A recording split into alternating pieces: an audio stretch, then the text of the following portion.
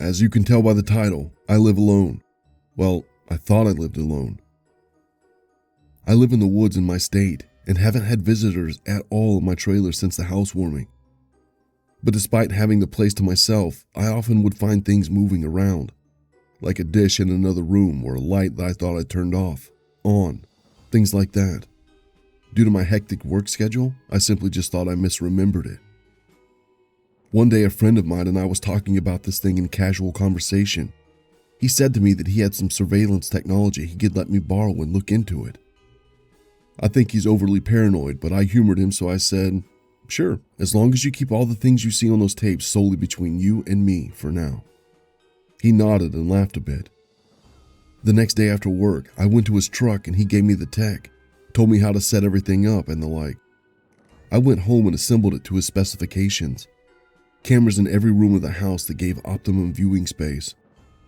Now, you may wonder why I told him straight that things stayed between us and he joked about it with me. Well, I harbor a little relishing secret in my place. Nothing serious, like I wasn't a war criminal from over in Afghanistan or I have a meth lab in the basement. I have a very eccentric hobby, if you will. I collect toys.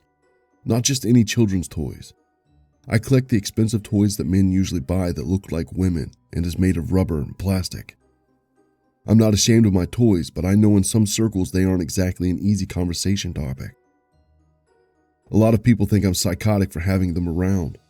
You try dealing with people that only let you down for all of your life and getting the raw deal every interaction with people in your social life. So a couple weeks go by and he says he sees nothing off-putting in the tapes yet. For some reason, he never brought up the toys since I know he doesn't know I have them. I have a collection of 5 now, soon to be more. I haven't noticed anything out of the ordinary besides the unusually high amount of dead mice in my house. My place has been known to get a collection of animals, mice, ants, and a snake in the house somewhere. But nothing of those sizes would be able to move the human objects or sentient enough to turn off and on the lights. Anyway, I forgot about the whole ordeal until I noticed after being out during the night at a local bar with some buddies from work hustling a game of pool. I saw a decoration in the living room. It was the Grim Reaper animatronic I was planning on working on for the next Halloween season, fully assembled and working. I thought I had a bit too much to drink and I decided to sleep in my van in the back of the vehicle, locking myself in until I could get over my hangover. The next morning, as the sun hits my eyes, I managed to get out of the van and went back into the house.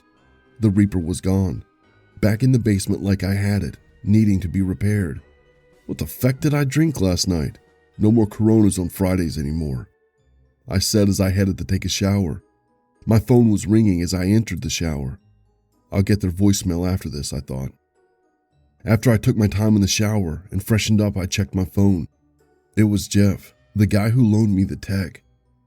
I checked my voicemail and he sounded frantic on the phone, saying some sketchy shit is going down and I needed to get the hell out of Dodge and meet at his place. I called him back. "Hey, Jeff, I just got your voicemail. I'll be right over. I think you had a bit too much by the sounds of it. I saw some freaky stuff last night. We probably saw the same thing," I said and grabbed my keys. Jeff is a man in his 50s. He's a conspiracy theorist and loves to relish in the macabre and scary theories about everything from the royal family in the UK to the programs our kids watch on TV. So I expected to hear some crackpot theory about how death is haunting the premises because some Indian died on that plot of land and the whole gamut. "This better be serious, Jeff," I said as he let me in.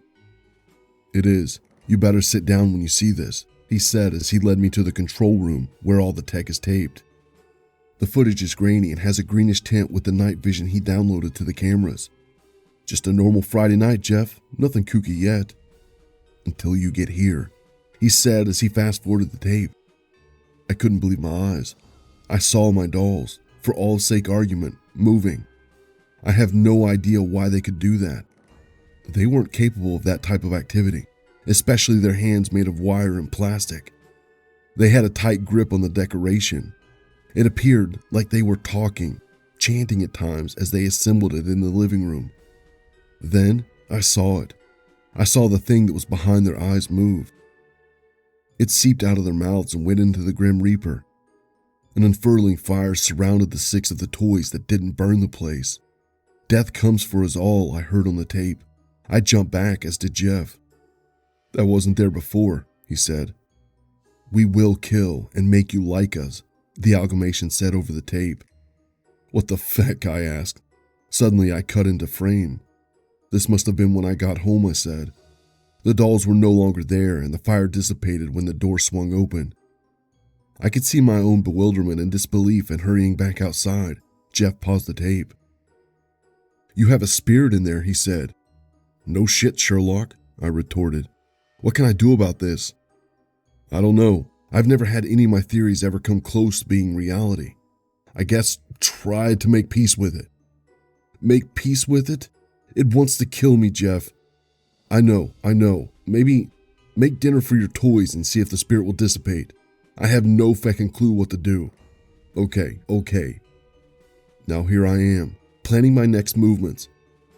I'm going to make dinner for a demonic entity that wants to kill me. I hope that this actually works. I don't think even my pastor will believe this for something outside of a movie. I'm writing this down now for the online community, for if the amalgamation consumes me, you know what happened. My coordinates are 42.4338 degrees north, 83.9845 degrees west. I see my pastor just reached out to me now. Maybe I have a chance if my dinner date isn't the death of me.